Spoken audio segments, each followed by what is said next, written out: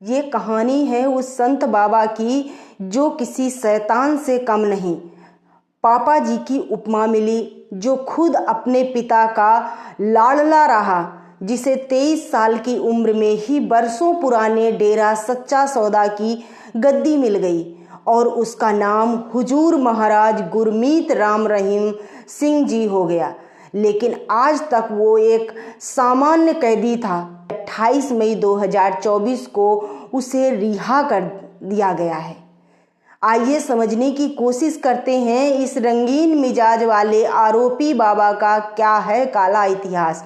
नमस्ते, आप सभी का अभिवादन करती हूँ। चैनल पर नए हैं तो प्लीज़ चैनल को सब्सक्राइब जरूर करें और इस रंगीन बाबा को समझने के लिए वीडियो को अंत तक जरूर देखें। अपनी ही एक शिष्या के साथ बलात्कार का दोषी, जिसे रोहतक की सुनहरा जेल में बंद किया गया था। संत बनने से पहले गुरमीत का भी एक सामान्य सा परिवार था जिसे उसने त्याग दिया, लेकिन अपनी जिंदगी के तमाम दोगलेपन की परिपाटी को आगे बढ़ाते हुए वो अपने परिवार का मुखिया भी बना रहा। उसकी जिंदगी की कहानी उसकी फिल्मों की तरह ही रंगीन और आश्चर्यजनक है। गुरमीत राम रहीम सिंह सिद्धू मूल रूप से पंजाबी जाट है। स्वयं गुरमीत राम रहीम सिंह के अनुसार उसका जन्म 15 अगस्त 1967 को गुरुसर मोदिया गांव में हुआ था। गुरमीत का परिवार हमेशा से एक संपन्न परिवार था। उसके परिवार में किसी भी प्रकार की कोई किल्लत नहीं थी। उसके पिता मगहर सिंह राजस्थान के श्री गंगानगर में एक जमींदार थे। माँ नसीब कौर पूजा पाठ करने वाली, भगवान से डरने वाली एक साधारण सी हाउसवाइफ थी। मगहर सिंह अपने शुरुआती दिनों में ही डेरा सच्चा सौदा के संपर्क में आ गए थे। इस डेरे की स्थापना बाबा बलूचिस्तानी बेपनाह मस्ताना जी ने की थी, जो समाज के पिछड़े और दलित समाज के उन लोगों को आकर्षित करते थे जिन्हें सिख धर्म अपने वादों के मुताबिक समानता नहीं दे पाए। जाट और खत्री सिखों ने कभी इन लोगों को अपने बराबर नहीं माना। मगहर सिंह जाट सिख थे। डेरे में मस्ताना के उत्तराधिकारी बने सच्चा डेरा के बादशाह शाह सतनाम खत्री सिंह थे। मगहर संतनाम शाह के समर्थक थे और अपने गुरु के धार्मिक विचारों को फैलाने में वो हमेशा आगे रहे। मगहर का बेटा गुरमीत धार्मिक प्रवृत्ति का तो बिल्कुल नहीं था, लेकिन अपने पिता के साथ रहते रहते वो सच्चा डेरा के संपर्क में जरूर आ गया था। गुरमीत राम रहीम का एक दोस्त भी था, गुरजंत सिंह। अपने चाचा की हत्या का बदला लेने के बाद उसे जेल हो गई थी। जेल में गुरजंत को खालिस्तानी उग्रवादी मिले, जिन्होंने उसे कट्टर अलगाववादी बना दिया। जेल से बाहर आने के बाद गुरजंत खालिस्तानी आतंकवादी बन गया और तेजी से अपने नंबर बढ़ाने लगा।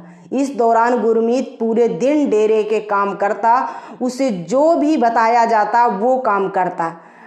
उन्हीं दिनों डेरा प्रमुख शाह सतनाम ने सभी को चौंकाते हुए घोषणा कर दी कि डेरे का नेतृत्व अपने उत्तराधिकारी को सौंपकर वो संन्यास ले लेंगे। उस समय गद्दी के 3 उम्मीदवार थे और उनमें एक गुरमीत का भी नाम था। सभी की उम्मीदों के उलट शाह सतनाम ने गुरमीत राम रहीम को अपना उत्तराधिकारी घोषित कर दिया और उसे नाम दिया हुजूर महाराज गुरमीत राम रहीम। इसमें किसी तरह की हिंसा और धमकी का कोई सबूत नहीं है, लेकिन लोग स्पष्ट तौर पर मानते हैं कि गुरमीत के उभरने के पीछे गुरजंत सिंह की बदनाम छवि थी। गुरजंत को बाद में सुरक्षा बलों ने मोहाली में मार गिराया था, लेकिन डेरे का नया मुखिया पिछले संतों की तरह सादा जीवन उच्च विचार वाला तो बिल्कुल नहीं था। चमचमाते कपड़ों के प्रति उसका प्रेम बाद में उसकी पहचान ही बन गया। खुद को अविवाहित घोषित कर दिया, लेकिन वो शादीशुदा था। उसके 3 बच्चे थे, एक बेटा और 2 बेटियां।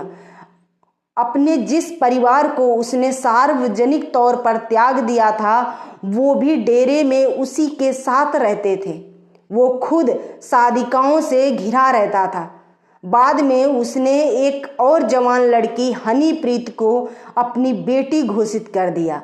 ये तीनों बेटियां खुद को पापाज एंजल्स बुलाती थीं। डेरे के बाकी श्रद्धालु भी गुरमीत राम रहीम को पिताजी या पापा जी बुलाने लगे। गुरमीत की दोनों बेटियां अमरप्रीत और चरणप्रीत की शादी उसने अपने पसंद के लड़कों से की। आप सभी ने बाबा गुरमीत राम रहीम की फिल्म तो देखी होगी या नाम भी सुना होगा।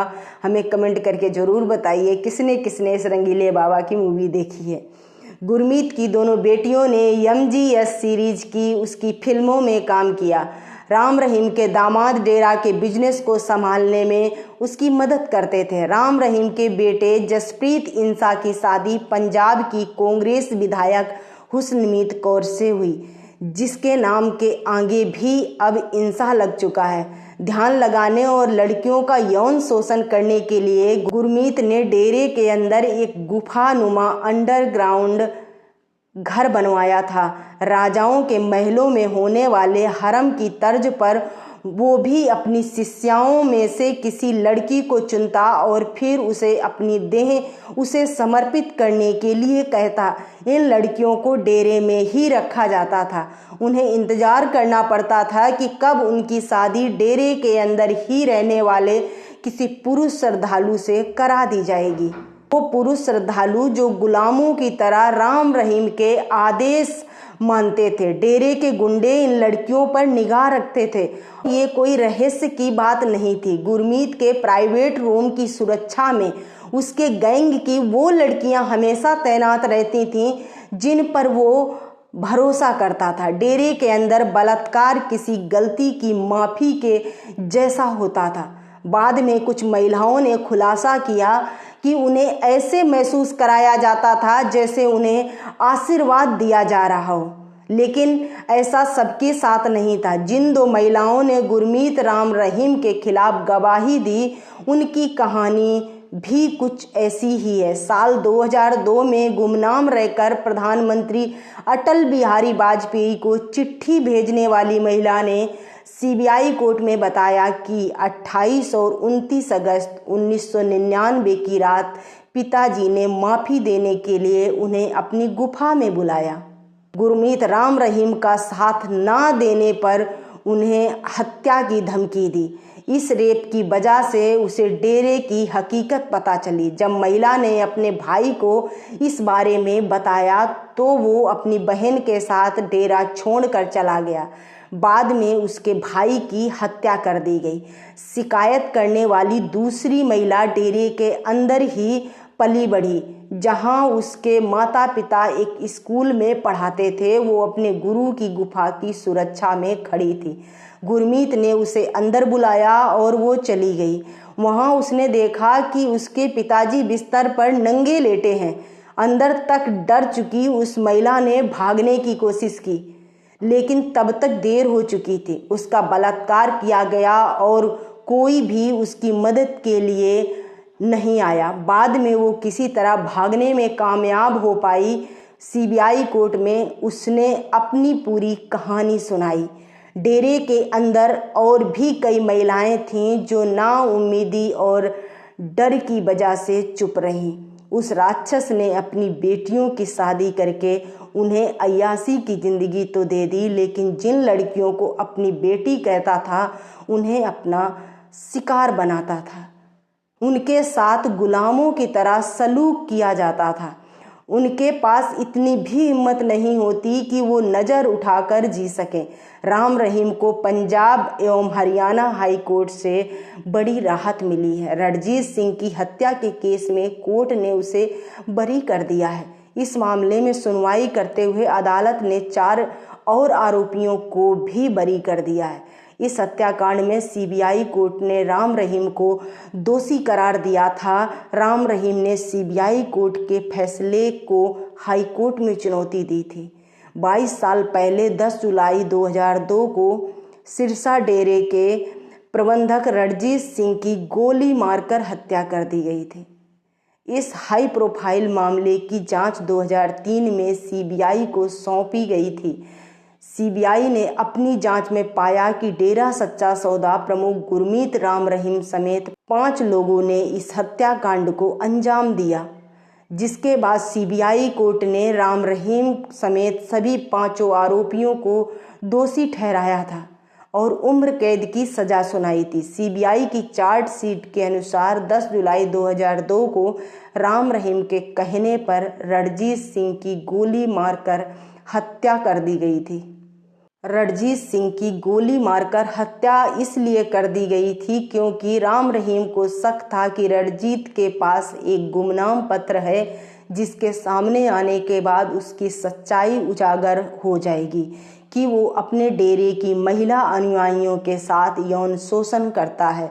सीबीआई अदालत ने मामले में फैसला सुनाते हुए कहा था कि बिना किसी संदेह के यह साबित हो गया है कि राम रहीम उस पत्र के सामने आने को लेकर व्यथित महसूस कर रहा था, जिसमें उसके खिलाफ अपनी शिष्याओं के यौन शोषण के गंभीर आरोप लगाए गए थे। गुरमीत राम रहीम अपनी 2 शिष्याओं से बलात्कार के आरोप में 20 साल की जेल की सजा काट रहा था। 2021 में डेरा प्रमुख को 4 अन्य लोगों के साथ रणजीत सिंह की हत्या की साजिश रचने के लिए भी दोषी ठहराया गया था। अब आप सोचिए, इतने गंभीर आरोप सिद्ध होने के बावजूद और उम्र भर की सजा मिलने के बाद भी अब वो रिहा कैसे हो गया? इसके ऊपर किसका आशीर्वाद है? आज असत्य की जीत हो गई है और सत्य हार गया है। आज के वीडियो में बस इतना ही। मिलती हूँ अगली वीडियो में।